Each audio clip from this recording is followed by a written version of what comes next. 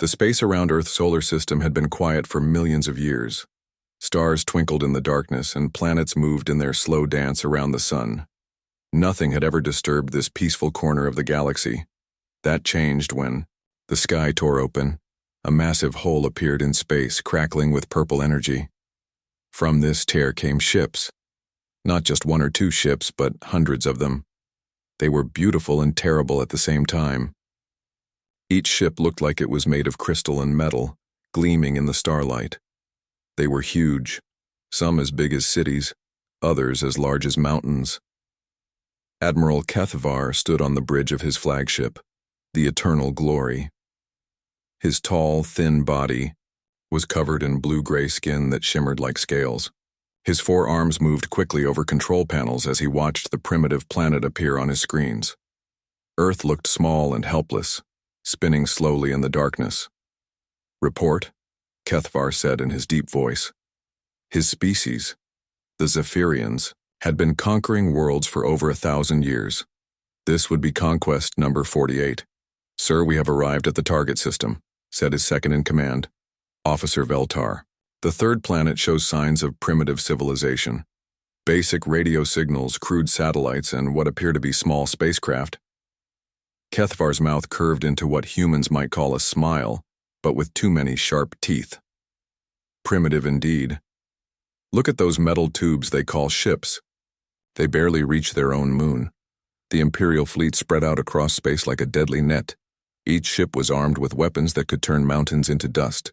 Their shields could stop anything these primitive humans might throw at them. The Zephyrians had done this many times before with many different species. On Earth, people looked up at the night sky and saw new stars that had not been there before. Then the new stars began to move. Dr. Sarah Chen stood in the emergency command center buried deep under the Rocky Mountains. She was a small woman with dark hair and tired eyes. Around her, military officers and scientists worked frantically at computer screens. Red warning lights flashed on every wall. "How many ships?" asked General Marcus Stone, a gray-haired man who had spent his whole life preparing for this moment. "Our satellites count at least 300, Sarah replied, her voice steady despite the fear in her heart. "Each one is massive. Their technology is far beyond anything we have." "Do we try to make contact?" asked the general. Before Sarah could answer, every radio, television, and communication device on Earth crackled to life. A deep, alien voice spoke in perfect English, though the words sounded cold and emotionless. "Primitive inhabitants of the third planet," the voice said. "I am Admiral HFY of the Zephyrian Empire. Your world has been selected for incorporation into our domain. You have 72 hours to surrender completely. Lay down all weapons. Cease all military activity. Prepare for our arrival." The message continued, listing demands that made Sarah's blood run cold. All governments would be dissolved. All resources would belong to the Empire. Humans would serve as workers and nothing more. "Resistance is pointless," the voice concluded. "We have conquered 47 worlds before yours. All chose to surrender when they saw our power. You would be wise to do the same. If you do not surrender in 72 hours, we will take your world by force. No mercy will be shown." The transmission ended, leaving Earth in stunned silence. In cities around the world, people stared at their screens in shock and fear. Some cried. Others prayed. Many just stood there, unable to believe what they had heard. But in the deep command center, Sarah Chen was not crying or praying. She was working. "Contact all the hidden facilities," she ordered. "Tell them it's time." "General," Stone nodded grimly. "Are you sure we're ready?" "We've been ready for 70 years, Sarah replied. "Ever since Roswell."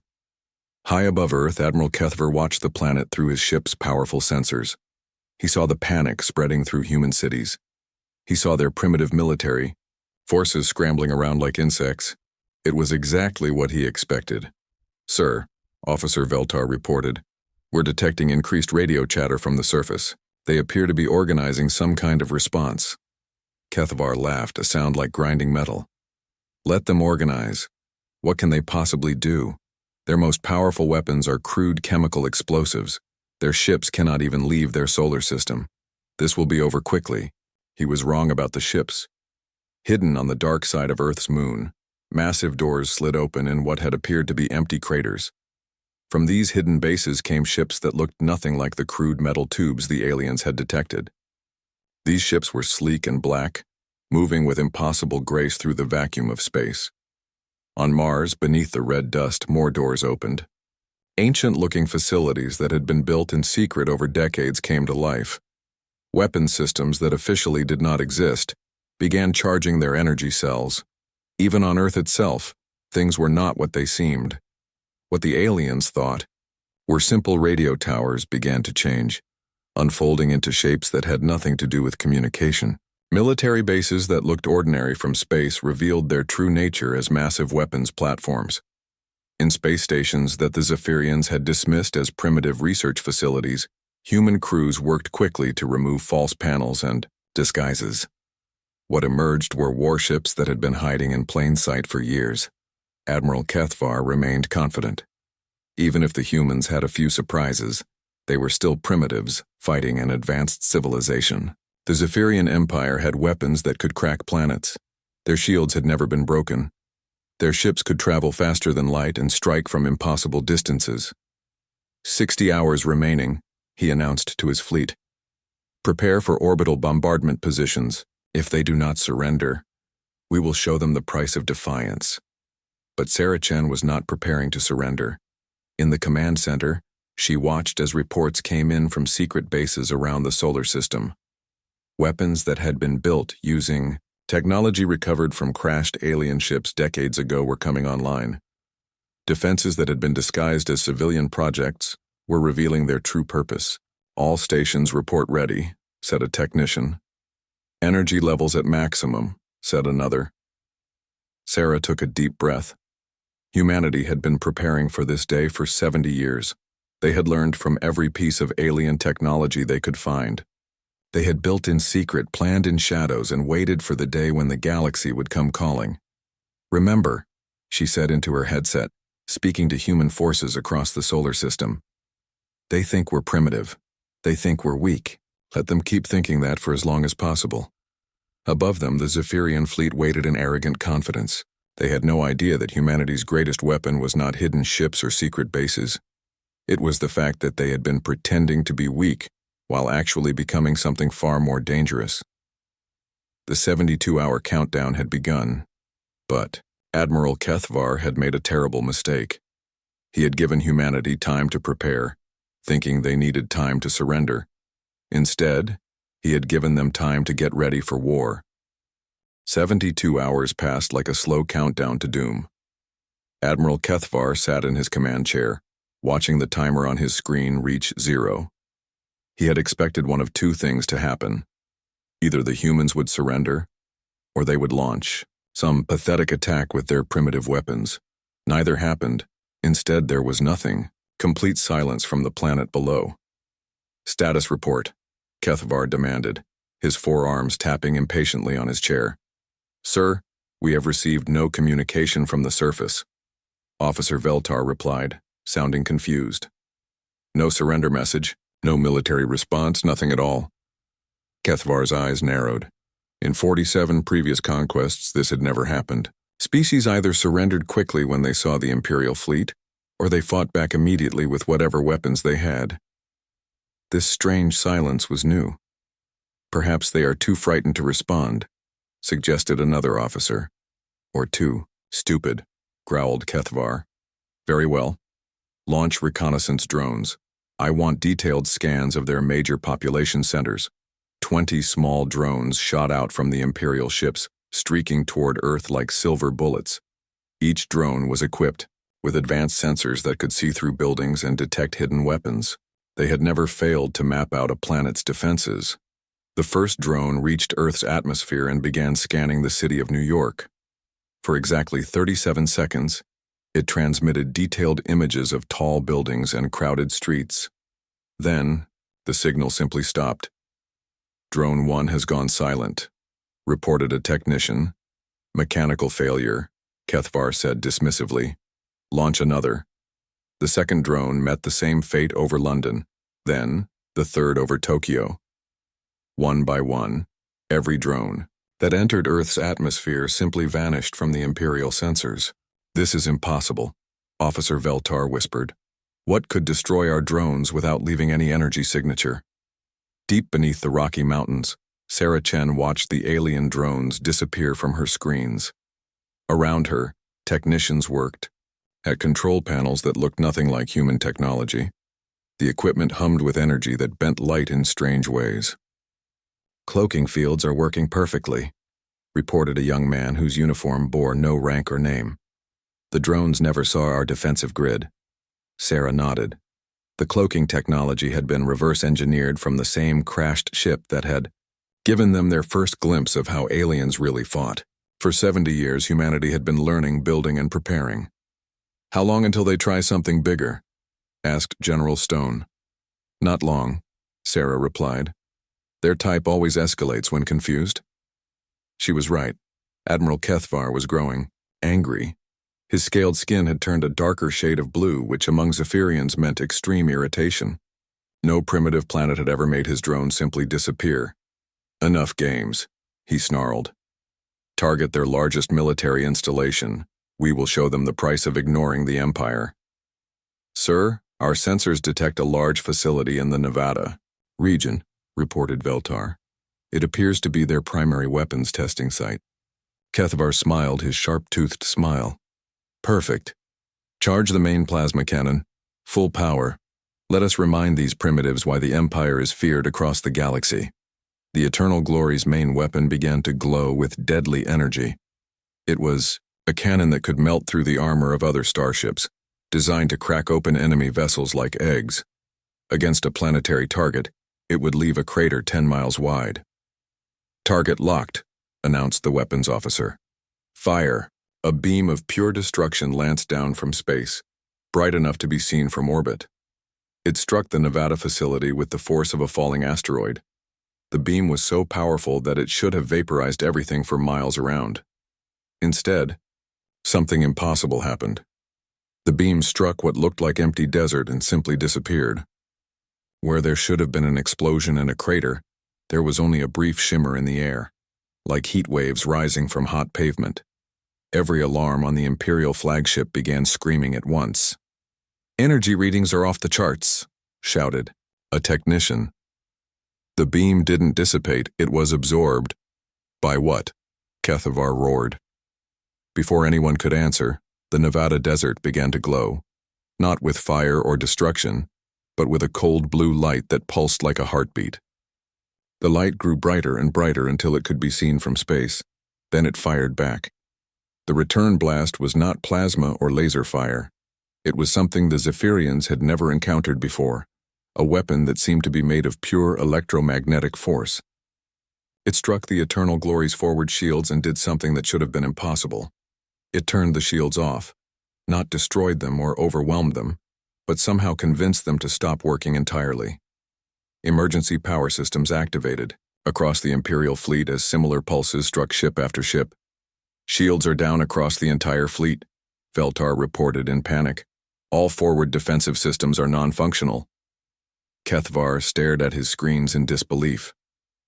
The humans had not only survived his most powerful attack, they had responded with a weapon that bypassed Zephyrian defenses entirely. "How is this possible?" he whispered.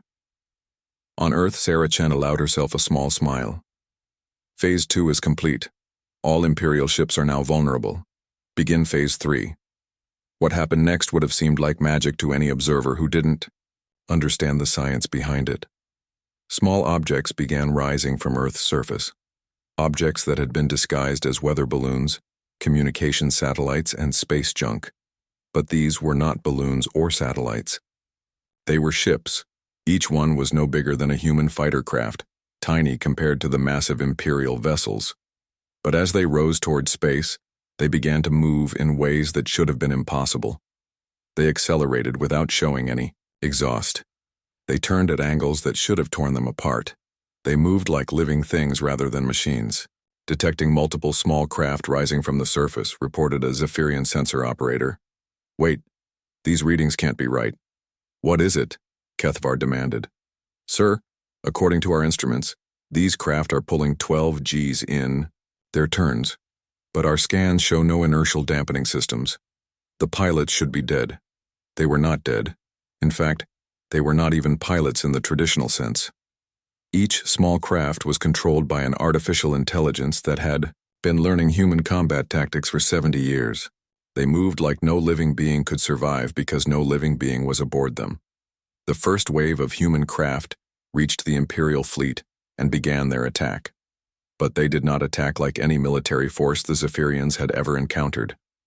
Instead of trying to match firepower with firepower, they swarmed. Dozens of small ships converged on each Imperial vessel, moving too fast and too unpredictably to be targeted effectively.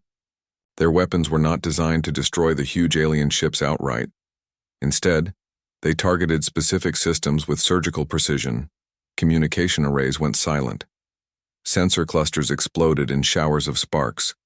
Engine systems began to fail as invisible beams sliced through critical components were being cut apart piece by piece, screamed an officer on the Imperial bridge. Admiral Kethavar watched in growing horror as his mighty fleet was systematically disabled by an enemy that shouldn't have existed. The humans were not fighting like primitives. They were fighting like a species that had studied Zephyrian technology for decades and knew exactly where to hurt them. All ships return fire, he ordered. Destroy these insects. But the Imperial weapons were designed to fight other large ships, not tiny, fast-moving targets. Massive plasma beams swept through space, missing their targets by miles. When they did manage to hit one of the human craft, it simply exploded in a shower of debris and was immediately replaced by two more. "Sir?" Officer Veltar said quietly, his voice filled with fear. "I think we have made a terrible mistake." Kethavar was beginning to think the same thing, but it was too late for thinking. The humans had revealed their first surprise, and he had the sinking feeling that they had many more. In the command center beneath Earth, Sarah Chen watched the battle unfold on her screens. This was only the beginning. The aliens thought they were fighting a primitive species that had gotten lucky. They had no idea they were fighting a species that had been preparing for this exact moment for 70 years. "Begin Phase 4, she ordered calmly. The real battle was about to begin. Admiral Kethavar had commanded Imperial fleets for over 200 years. He had seen space battles that lasted for days. He had watched entire solar systems burn. He thought he had seen every possible way that war could be fought. He was wrong. The human attack was unlike anything in his experience. Where other species fought with honor and military tradition, humans fought like wild animals that had learned to use tools. They showed no respect for proper battle formations or tactical doctrine. "Status report," he barked as another explosion rocked his flagship. 17 ships have lost primary weapons, Officer Veltar reported, his voice shaking. 23 have lost shields. The humans are targeting our weak points with impossible accuracy. What Veltar didn't say, because he couldn't understand it, was that the humans weren't guessing where to attack. For 70 years, they had been studying every piece of Zephyrian technology they could find. They knew exactly where each ship's vulnerabilities were located. On the bridge of the human command ship Defiance, Captain Sarah Chen coordinated the attack with cold precision. Her ship had been disguised as a simple space station until this moment. Now it revealed its true nature as a warship that incorporated the best of both human and alien technology. "Target the Eternal Glory's main reactor cooling system," she ordered. "Third ventral section just aft of the weapon array." "Ma'am, how can you be so specific?" asked her weapons officer. Sarah's smile was grim. "Because we built one just like it in Nevada 50 years ago. We know every bolt and wire." The concentrated fire from 6 human ships struck the exact spot Sarah had indicated. Deep inside the Imperial flagship, cooling systems failed and alarms began screaming. The massive plasma cannon that had tried to destroy Nevada went offline. As its power systems overheated, Admiral Kethavar felt his ship shudder as critical systems failed. This was impossible. The humans should not have known where to target his ship's weakest points. Such knowledge would require decades of study, and understanding hit him like a physical blow. "They have been preparing for us," he whispered. "Sir?" Feltar asked. Don't you see? This isn't a primitive species defending itself. This is a trap that has been 70 years in the making. Even as he spoke, more human ships were revealing themselves. What had appeared to be simple orbital platforms unfolded into weapons arrays.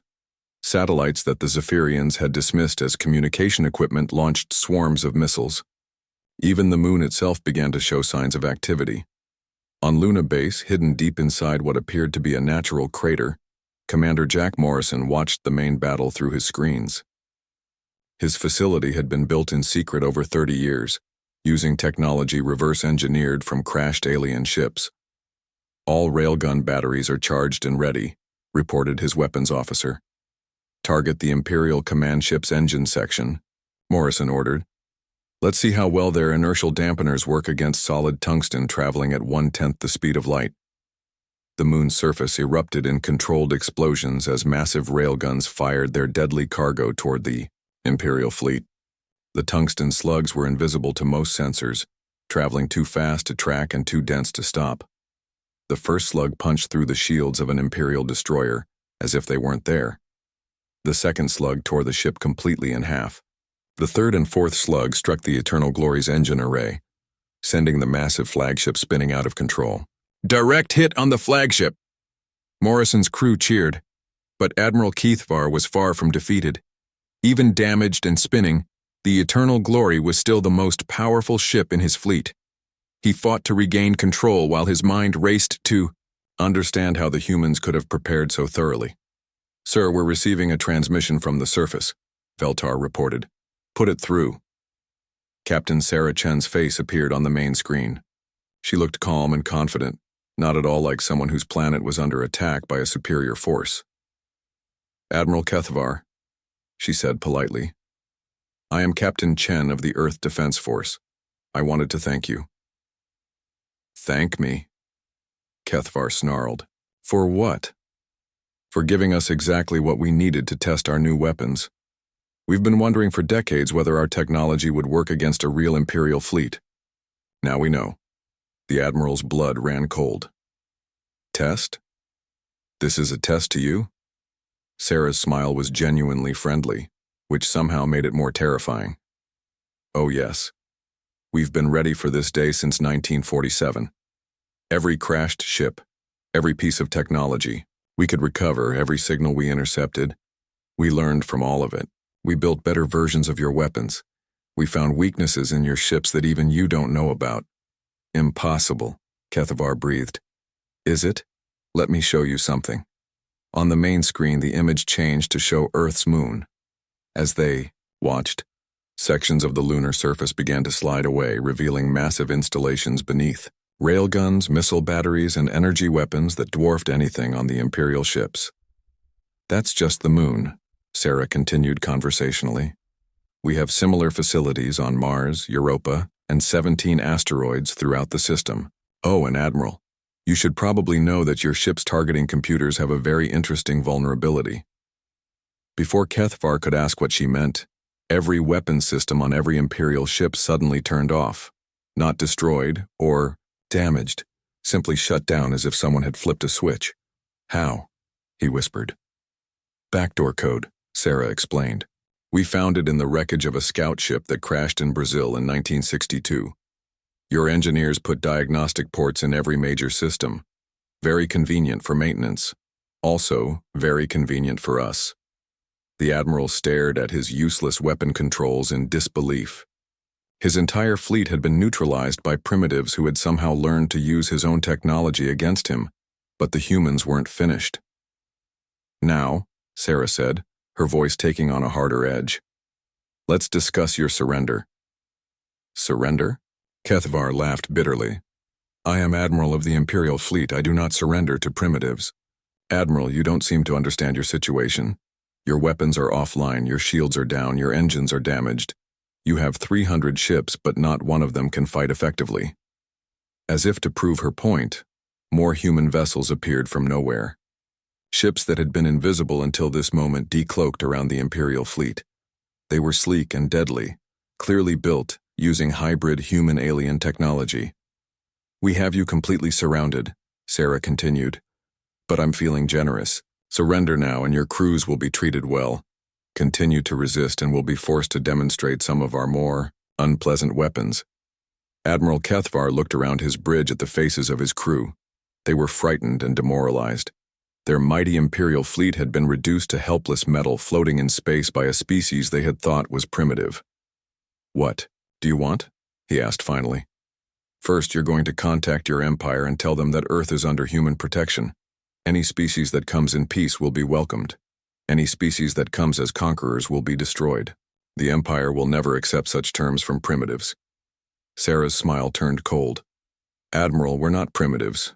We never were.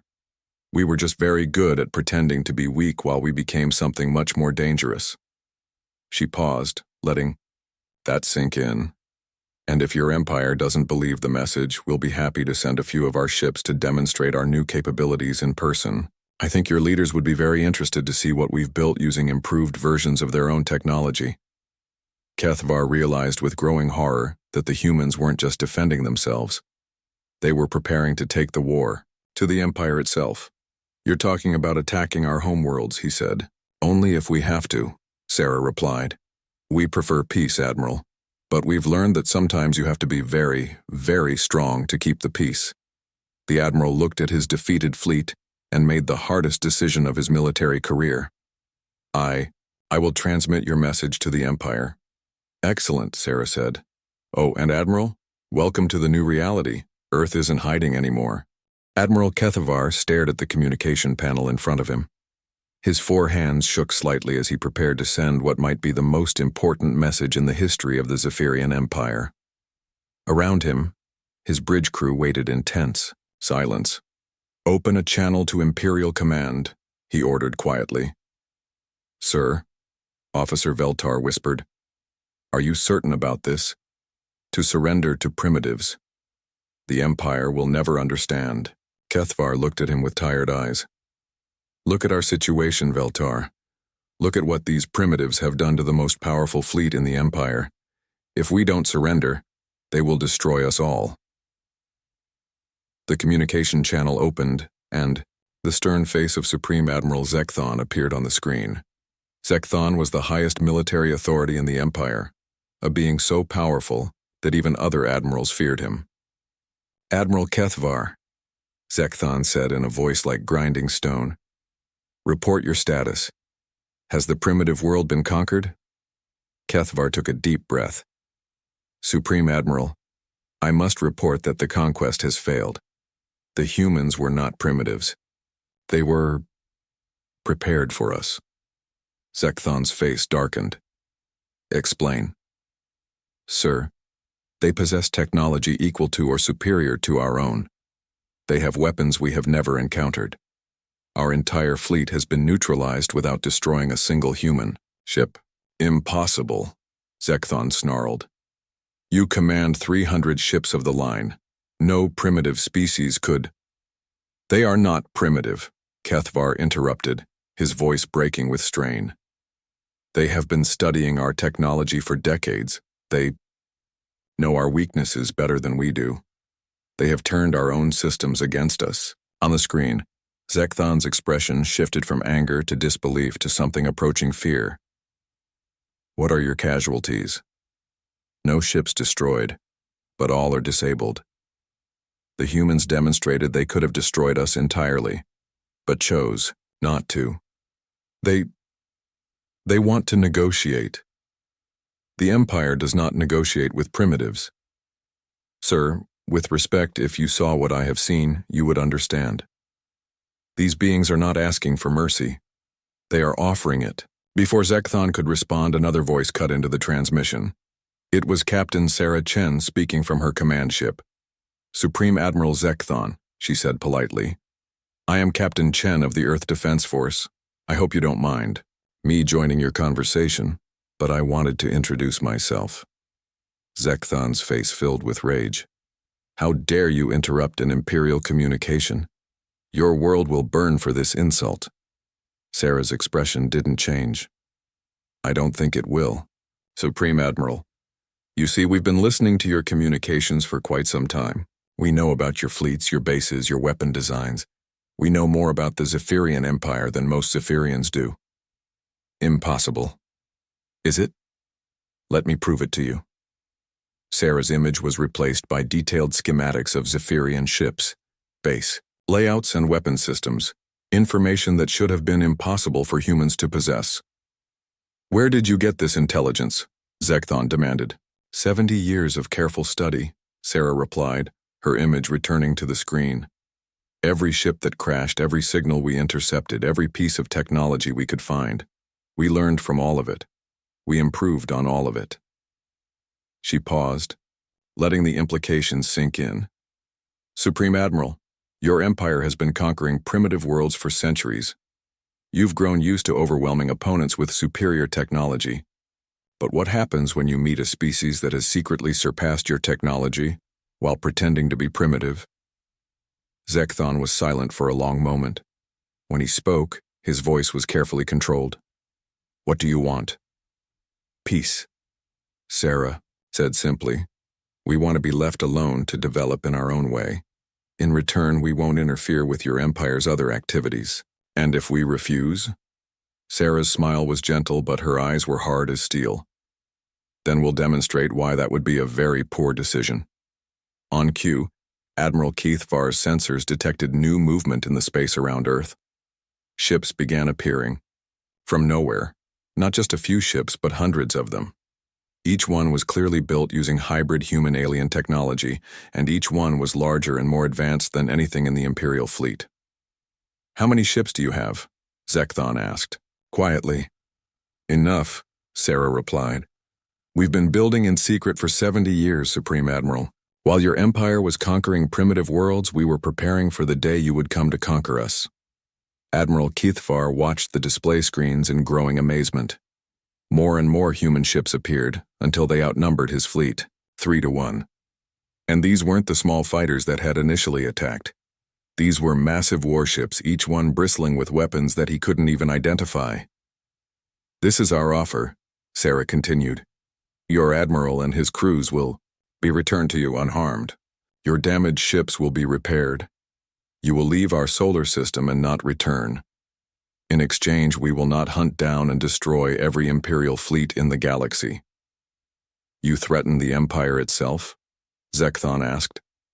I'm offering you a choice, Sarah corrected. You can accept that Earth is under human protection and leave us alone, or you can try to force the issue and discover just how much we've learned about warfare in the past 70 years. To demonstrate her point, one of the human warships fired a single shot at a piece of space debris floating nearby. The debris simply vanished, not exploded or vaporized, but completely ceased to exist as if it had never been there at all. What was that weapon? Keithvar whispered. Something we developed based on theoretical principles we found in your crashed ships, Sarah explained. Your scientists theorized about matter displacement beams but never built one. We did. Zekthon stared at the empty space where the debris had been. A weapon that could make matter simply disappear was beyond anything the Empire possessed. You have 3 hours to decide, Sarah said. Accept our terms or we begin demonstrating our other new technologies. Some of them are quite impressive. The transmission ended, leaving Zekthon alone with his thoughts and Admiral Keithvar alone with his shame. On the bridge of the eternal glory, Keithvar turned to his officers. What do you think? He asked. Officer Veltar looked at the screens, showing hundreds of human warships surrounding them. Sir, I think we have been outmaneuvered by a species that is far more dangerous than we ever imagined. The Empire will never accept this, another officer said. We have never retreated from primitives. They are not primitives, Keithvar said firmly. They are apex predators who have been pretending to be prey, and now they are tired of pretending. 3 hours later, Supreme Admiral Zekthon's face appeared on the screen again. His expression was that of a being who had tasted defeat for the first time in his life. We accept your terms, he said through gritted teeth. Excellent, Sarah replied. Your ships will be escorted to the edge of our solar system. Repairs will be made to your engines only, enough to get you home safely. Your weapons will remain disabled until you are outside our territory. This is not over, Zekthon warned. Sarah's smile was almost pitying. Supreme Admiral, this was over the moment your Admiral's ships entered our solar system. You just didn't know it yet. As the human ships began escorting the disabled Imperial fleet toward the edge of the solar system, Admiral Kethvar realized that everything had changed. The Empire had just encountered a species that could not be conquered, could not be intimidated, and could not be ignored. Earth was no longer a target, it was a threat. 6 months had passed since the Imperial fleet limped home in defeat. In those 6 months, the galaxy had changed in ways that no one could have predicted. Admiral Kethvar stood in the Imperial war room on the capital world of Zephyr Prime, surrounded by the highest military commanders in the Empire. The mood was grim. Reports had been coming in from across the galaxy, and everyone brought worse news. Another colony has declared independence, reported General Mortek, his voice heavy with exhaustion.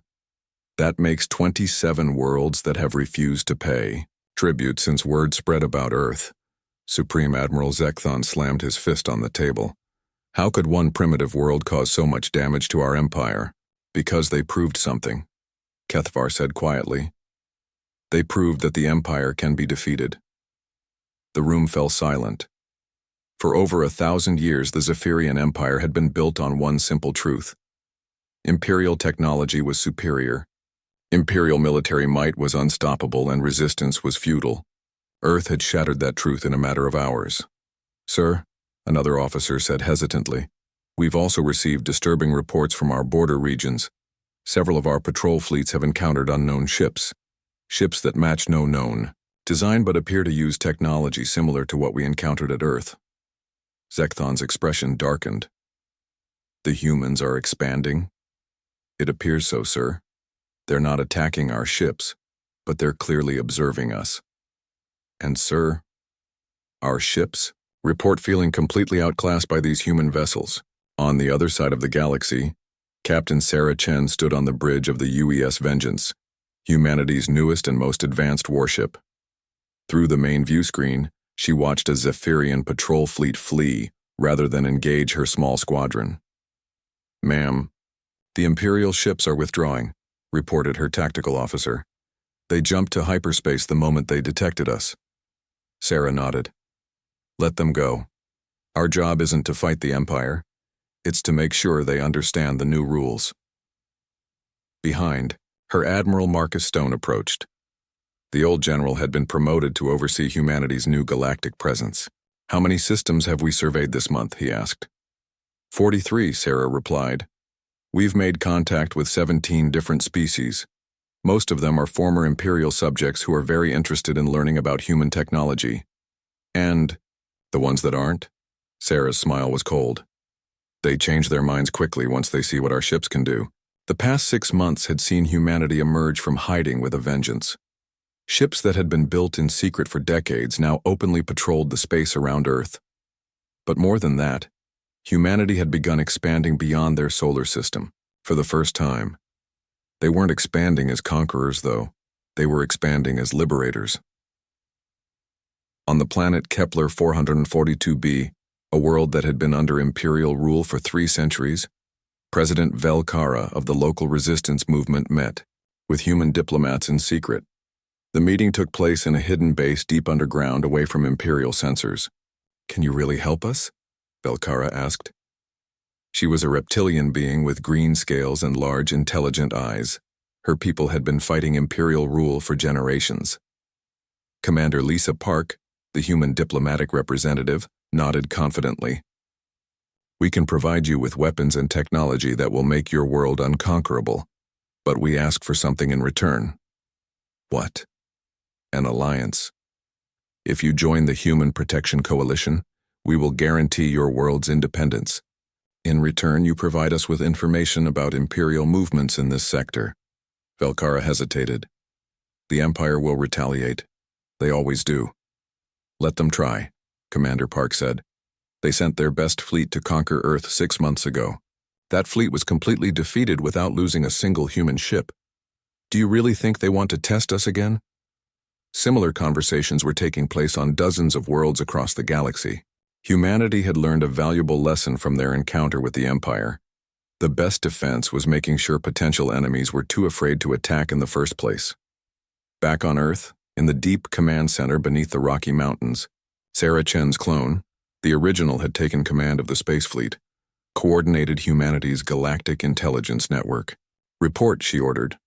"Ma'am, we now have intelligence assets on 137 worlds," reported a technician. "The Imperial fleet has been reduced to 70% of its original size due to desertions and defections. And the other galactic powers? The Arcturus Federation has requested a formal meeting. The Silicon Collective wants to establish trade relations. The Crystal Empire is maintaining strict neutrality but has pulled all their fleets back to their core worlds." Sarah nodded with satisfaction. In 6 months, humanity had gone from hiding behind a facade of primitiveness to being one of the most feared powers in the galaxy. "Any word from the Zephyrian homeworld?" "Yes, ma'am. Our deep cover assets report that Supreme Admiral Zekthon has been removed from command. Admiral Kethvar has been promoted to replace him." "Interesting. Send a message to Admiral Kethvar. Tell him I'd like to meet." 2 weeks later, Admiral Kethvar stood on the observation deck of a neutral space station at the edge of Imperial territory. Across from him stood Captain Sarah Chen, looking exactly as she had 6 months ago when she had defeated his entire fleet. "Captain Chen," he said formally, "you wanted to meet." "Admiral Kethvar, congratulations on your promotion." Sarah's tone was polite, but not mocking. "I wanted to discuss the future." "What future?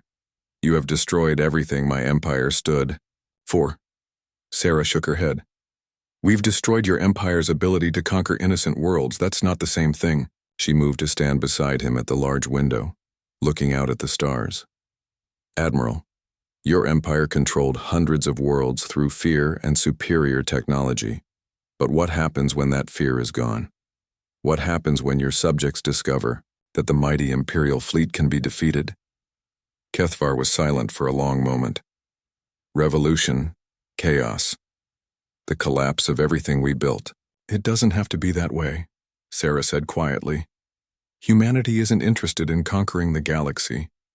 We just want to be left alone to develop in peace. But we also won't tolerate bullies." "What are you proposing?" "A new arrangement. The Empire keeps the worlds that want to remain Imperial subjects. The worlds that want independence get it under human protection.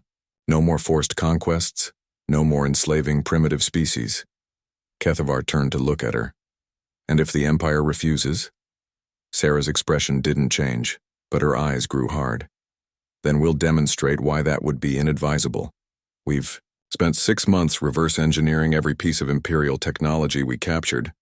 We've improved on all of it. Admiral, your newest ships are already obsolete compared to what we're building now." She paused, letting that sink in.